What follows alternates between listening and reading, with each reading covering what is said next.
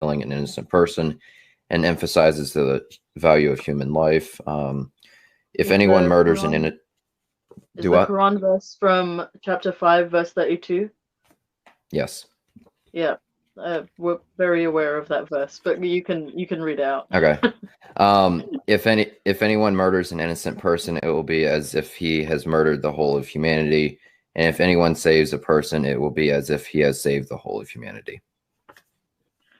Okay, so in terms of terrorism, I don't particularly think that the media does a very good job of portraying anything. I think the media is riddled with the need to sensationalize things and other people. Like, I fully understand that argument, but also I think it's completely dishonest to say that there is no such thing as terrorism in Islam. I mean, you wouldn't call it terrorism because that would not put it in a very positive light.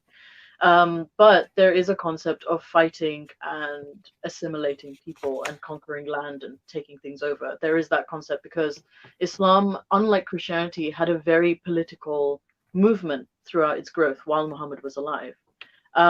So there are a lot of political things that have rules and ways to set things up, which is why a lot of people would argue that Islam is a more complete religion than Christianity. I'm not going to get into that argument right now, but they have a political system in Islam,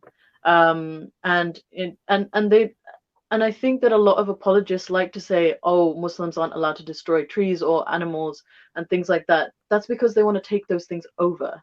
That's not because that's just common sense. If you're going to take a land over, you're not just going to destroy all the cattle. That doesn't make any sense to do that. Or to kill off the women, because those women then become slaves, and that's a commodity that you can use. It's a horrendous commodity, but it is a commodity nonetheless. But in terms of... Would you be able to answer them?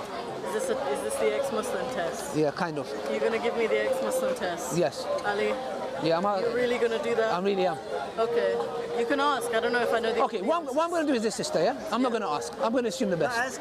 No, I'm not going to ask. I'm not going to ask. You can ask. I'm pretty good. I'm not going to ask. No, you don't know what I'm going to ask. No, give us the question.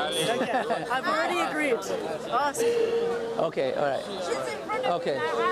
How long was you a Muslim for? So then my question is based on... A proper Muslim? Proper Muslim. Proper Muslim for about 10 years. 10 years? Yeah. Okay.